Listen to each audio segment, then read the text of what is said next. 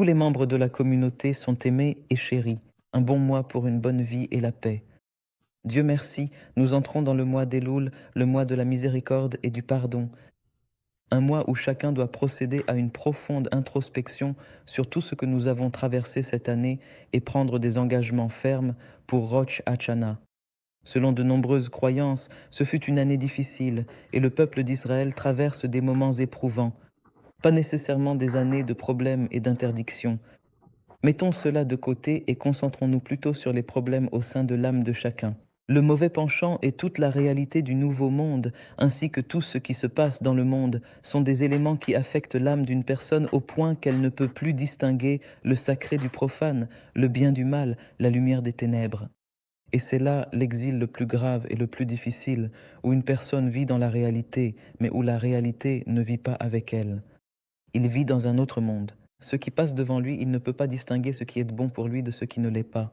Le Saint béni soit-il place un monde devant les hommes, et ils ne savent pas comment le préserver ni l'apprécier. Le Saint béni soit-il offre aux hommes tout le bien du monde à portée de main, mais ils ne savent pas comment conserver ce que le Saint béni soit-il leur a donné. Le roi David dit dans les psaumes: Qui montera à la montagne d'Hachem?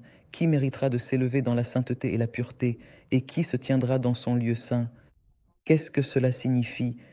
S'élever est très difficile, mais maintenir sa place dans son lieu saint, préserver le lieu élevé, saint et bon où l'on se trouve, exige une grande force pour le conserver. Le Saint, béni soit-il, nous a placés dans une génération où d'une part nous avons tout, et d'autre part nous n'avons rien.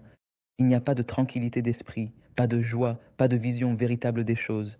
La confusion et la réalité où une personne ne sait pas comment penser correctement et avec vérité, c'est la chose la plus difficile.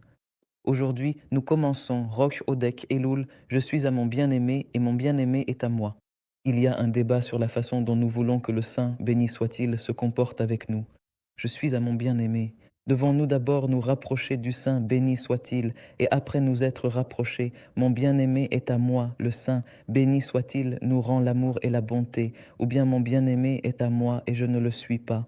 Ou bien le Saint, béni soit-il, et d'abord mon bien-aimé est à moi et ensuite je ne le suis pas.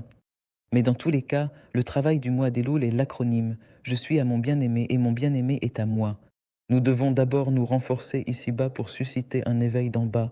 Et après nous être renforcés ici-bas, alors je suis d'abord à mon bien-aimé. Je suis à mon bien-aimé et ensuite mon bien-aimé est à moi.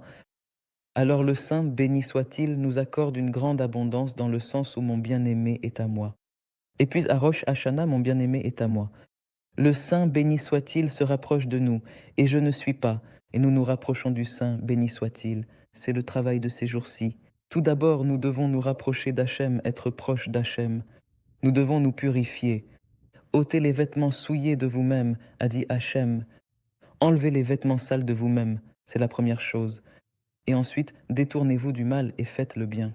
D'abord, détournez-vous du mal. Le travail du mois d'Elul consiste à se détourner du mal, à enlever, à enlever.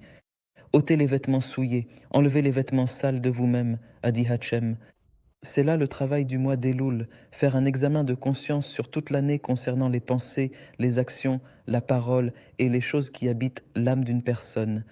Une personne arrive à des conclusions et à des choses qui sont destruction et ruine, non seulement pour elle-même, mais aussi pour tout le peuple d'Israël. Une personne, Hachem lui donne la force, continue de vous rapprocher, vous et tout le monde, et continue de vous attendre. Vos actions vous éloignent et éloignent tout le monde.